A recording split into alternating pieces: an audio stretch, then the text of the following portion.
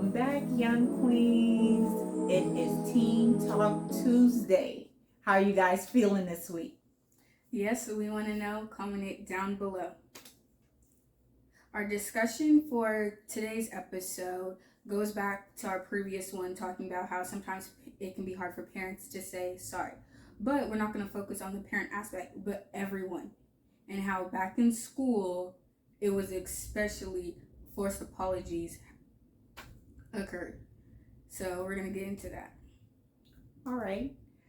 I wanted to touch base with you guys. We want to again encourage you guys to drop in the comments what you guys want to talk about, anything special you guys want to discuss, anything especially that you guys are feeling this week, whether it's this upcoming school year. If you want to email me any questions, concerns, if you don't have that special someone, whether it is an adult, a big sister or a big cousin, anything you want to share, this is your safe space because this is for you guys. Reach out to us, okay? I will leave the number. I know I shared the email for Adjusted Crowns last time. I will continue to do that. Again, we are doing this for you guys, okay? But, Nalani, let's go ahead and get into it. Okay. So, I don't know if any of you guys have ever had this situation in school where an argument happens or somebody hits you, and then you'll go and tell the teacher, and they'll be like, oh, to like little Susie, apologize. Or even if you have to do it yourself, because but when that happens, do you like the forced apology, or would you rather have not gotten an apology at all? But sorry, go ahead. You're okay. Whether it's at school or whether it's between your cousin or your sibling, or even at work, I know you guys think it only happens between you guys as young people. Unfortunately, it does happen in the workplace. You have to give the fake, oh, I'm sorry, your feelings were hurt, Joe or Jim, because I really don't run into Joes anymore in the workplace, and his name might be Joseph, because you took my idea and you ran to the boss, and now I say something to you and now your feelings are hurt. I'm sorry you took my idea and didn't give me any credit for it. Yeah, it's not just the forced apology that you have to receive. It's now the forced apology that you don't want to make, and now you have to give one. Yeah. So it's twofold. I don't like to give fake apologies when I don't mean it. However, to keep the peace, you have to sometimes give apologies. So let me give you guys a quick tip, right? It's hard to swallow when you know with all of your knowing that you're right and the other person is wrong. Yep, sure is.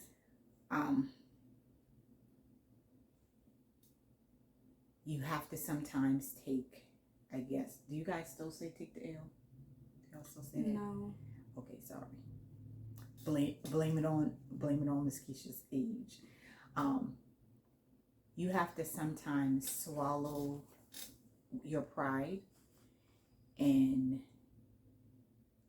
understand that yes, you are right and you are correct. And when I tell you guys that knowing that you're right and understanding that you're right and being able to walk away with your dignity, that's the key word I want you guys to be able to walk away with. Is sometimes better than continuing an argument with a fool. Okay? Because people are only able to understand to their level of comprehension. You're just gonna give yourself a headache to go back and forth with somebody that's not ever gonna be able to comprehend things the way you comprehend them.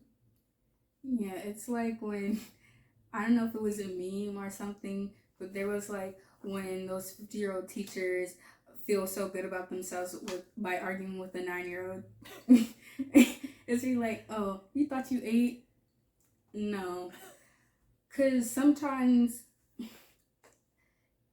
like, it really is, when you know you're right, it is like you can get so fueled up to argue, but then sometimes you just get to be like, no, you're not even worth my time. So that's what it's like for the forced apologies. I would not want an apology if it wasn't real. Because if you really did something to me and I felt the need to tell a teacher, and then they say apologize, first of all, then you're teaching the person that you don't have to mean what you say to get away with something. So no, we need to teach ourselves. I'm not comfortable with giving an apology right now because I'm not sorry about what I did, but I don't mean disrespect to that person. Or we can say, yeah, I'm sorry for what I did. I looked back and yeah, it wasn't right. Or we can be like, if we do receive a fake apology, we can be like, I will take under consideration your apology, but right now I'm not in a forgiving mood, but I won't let that affect my whole day. Right. That's a good point, Alani. Because only you are in control of your feelings, not somebody else's. You can't control how somebody reacts to you, only you, right? The easiest way to deal with conflict is to process your emotions and your reactions. The strongest person in the room is the person that can control themselves and their reactions, because it's easy to let your emotions ruin your whole day, right? Because it's easy to pop off and just go pop. I'm not gonna hit my shot. I'm not, because it's easy. It's easy to just to release the emotion, just because it'll feel good in the moment. I'm not gonna lie to you guys. I'm gonna be real with you guys. It feels good in the moment. However, we talked about consequences. I think we did. Well, very briefly, I might have mentioned consequences to you guys. I can't remember right now. I consequences, people attach negative connotations to that word, but it just is what it is. You guys still use that one? Maybe not. But consequences are a cause and effect thing, and it can be either good or bad. Now, you guys do know that popping off on somebody with the melanated side, depending on who you are with, you how much melanation you have in your skin, is not going to work out to your best advantage. Let me just put it in that realm. It's not.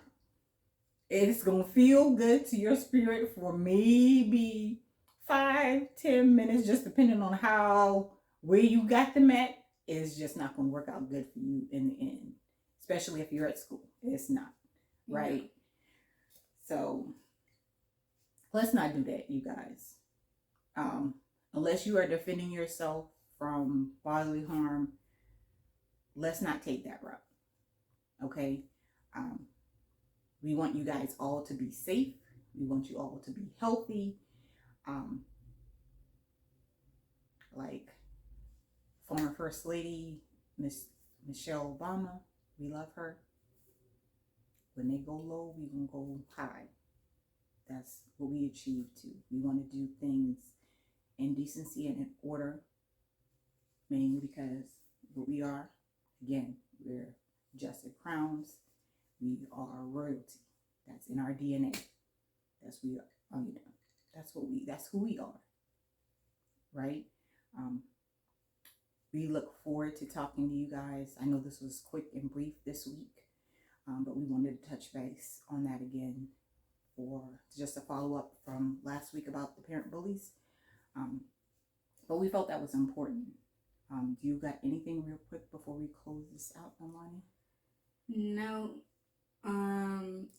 That's just all I wanted to say. I want to hear what you guys have to say about it, because it's not, I wouldn't say it's a big deal, but sometimes it can just make you feel icky when you know that person doesn't mean it. So that's all for this week. Like, comment, share, and we'll see you guys for another episode. Remember again, you guys are loved. You are intelligent. You are kind and intelligent. We'll see you guys next week.